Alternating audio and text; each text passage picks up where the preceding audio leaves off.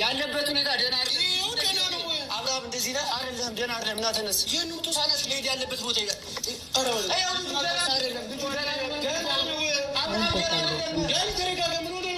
ስማኝ ተነስ። እንዴት ብታስቢ ነው ሰሚኛለሽ ማለት ነው።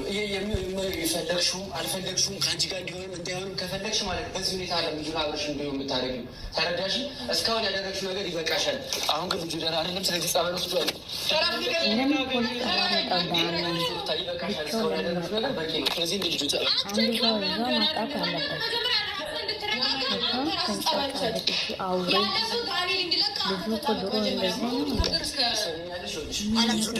ልክ አይደለም ያደረገው። አንቺና የሚያደርጋችን ነገር ያልተባበርም ስል ጭራሽ ደግሞ ቀጣይ የምታመጪውን ነገር አንክ ስለነበረ ነው። ገባሽ? ግን በዚህ ምክንያት መጀመሪያ ተረጋጋ።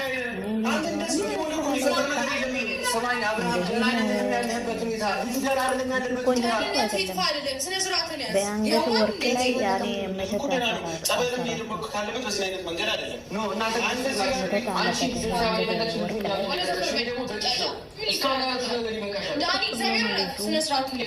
በማታውቀው ነገር ብዙ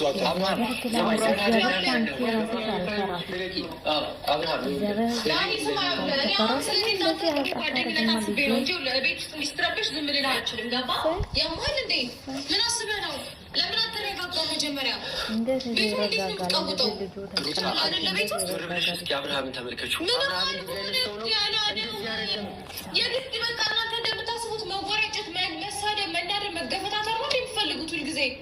አንቺ የምታውቂው አብርሃም እንደዚህ ነው? እንዴት ነው የምትከራከሪኝ? አንቺ የምታውቂው አብርሃም ይሄ ነው? ገባሽ? ምንም ነገር ሩታ በግድ ማድረጋችም ልጁ ራሳትረሽ ቤት ታስቀምጪው ነው እንዴ? ጤነኛ እኮ አይደለም ልጁ። ጤና የጎደለ ጤነኛ ነው ልጅ ካልኩሽ ልለቅ እኔ ጸበል ልውሰድ። ከዛ በኋላ የሱነት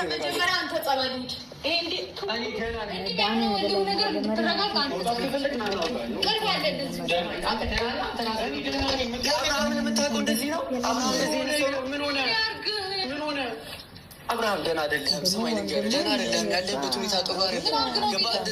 እንደዚህ አይነት ልጅ አይደለም አብርሃም። ስማኝ አንተ እንደዚህ አይነት ሰው አይደለም። ገባ? ይሄ አንተ ማንነት አይደለም። ደህና አይደለም። ስማኝ እኔ ብቻ አዳምጠኝና ገባ? እሺ ስማኝ አብርሃም፣ እኔ ታረጋግጥ ይችላል። አሁን ደህና አይደለም። አይደለም ጤና ጥሩ አይደለም። ገባ?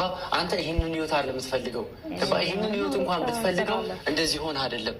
ስለዚህ ስማኝና ጸበል እንሂድ፣ ተረጋግተህ የሆነ ቦታ ሳይኮን በቃ የፈለግከው ቦታ እንሂድና ማለት ነው ታከም። ከዛ በኋላ ደህና እንደሆንክ ሳቅ አመጣዋለሁ።